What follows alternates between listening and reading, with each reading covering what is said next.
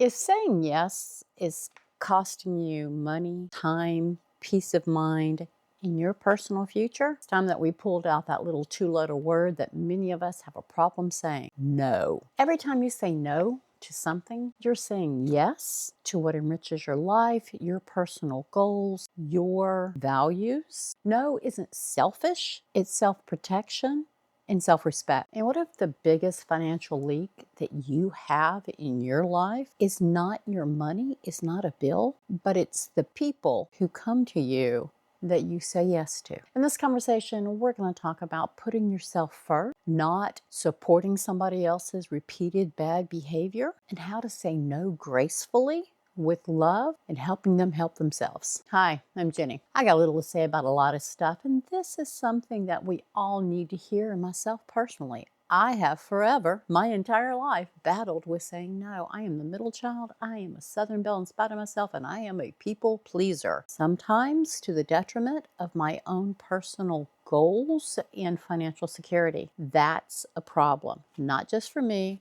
but for all of us. So this conversation, we're going to talk about how saying no is not a bad thing. You're not being mean, but you are putting yourself first. You're putting your goals first, and it's okay to tell people no, not only when it comes to financial situations, but everything in your life that has value to you and to other people, whether that time, your car, your tools, etc.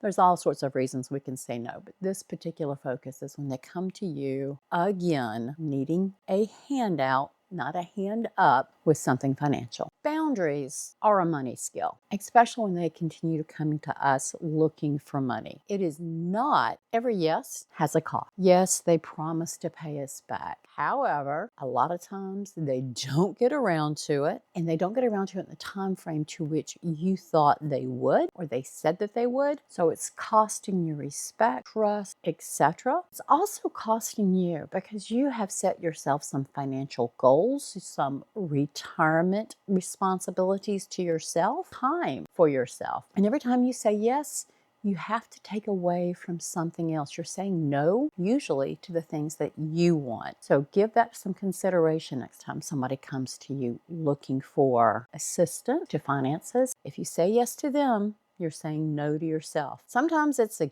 guilt response. Maybe, well, there can be all sorts of reasons why you might feel guilty when somebody comes to you for money and you give it to them. But it is self-sabotaging, and you need to address why you feel guilty and if that guilt is justified. 9 out of 10 times, it is not a legitimate reason to feel guilty. You need to address that internally. No will be a lot easier when those people come to you. And these boundaries, they're going to protect your future self. They're going to protect her so that, or him, so that when you get to the next 5-year milestone with the goal that you've set yourself, you can thank your person you are today for not giving in out of guilt and giving away your future to someone who's not doing the best that they can with their current situation. And we women, we struggle to say no when they're the closest people to it, whether it's our adult children, it can be sibling, neighbors, sometimes it's aunts, uncles, family members in general. Family members are usually the hardest people to say no to because they come to us continuously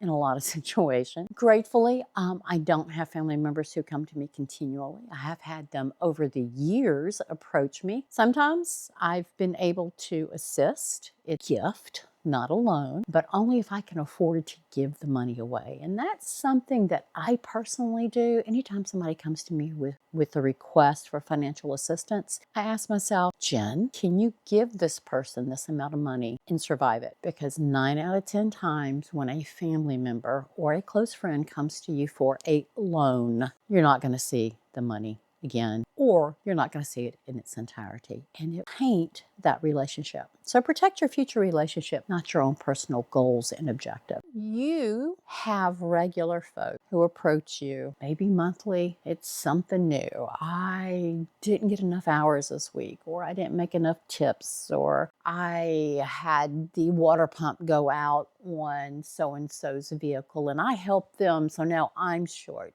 if you have repeat customers come to you looking for your financial help, because we teach people how to treat us.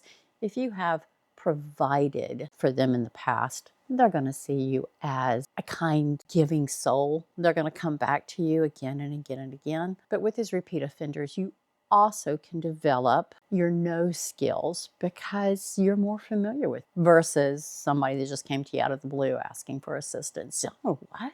You've never asked before. Tell me more. But your repeat offenders, you know them well. So you can say no with a bit more intensity without having to over explain. Because if you know them, they know you. And if they're putting their personal needs and wants and they try to guilt trip you into providing them with whatever they're asking you for at this point, then you need to evaluate that relationship. Something's lacking. There could possibly be an opportunity to have an adult conversation, especially if these are younger family members, even if they're adult children, still younger, maturing slowly, but maturing. But these could be opportunities for you to actually have those conversations to help them into their adulthood. But at the end of the day, you have to protect your own goals, your own future, your future self. You have to realize that you can say no without being guilted into a yes. But even better, you can develop the skills and practice your responses to these individuals before the next month rolls around and you know they're still going to need a little bit of help with the rent or the child care or whatever their du jour reason is. They need your money. Start practicing your response now. Keep your no's simple and don't over explain. Some of these folks, they have a built-in sixth sense that when they begin hearing you over explain, they're already shopping and mining for those opportunities to try to convince you otherwise. You've got to, with a loving heart, you need to be able to say no guilt-free because your needs, your plans are as important, but more important to you than theirs. Now, I personally, nobody goes hungry. No child goes without a basic need. So instead of providing the money for whatever they say they need it for, if they begin to play on your heartstrings and guilt, etc. Oh, so-and-so is going to have to go without this. She needs it for school, etc. I go and I purchase whatever that item is. If it's so-and-so's not going to be able to eat lunch this week, oh, I'm going to make sure they eat lunch. It may not be the whatever it costs now for a school lunch. It may not be a Happy Meal, but I can make them a peanut butter and jelly sandwich with sides of fruits and chips or whatever.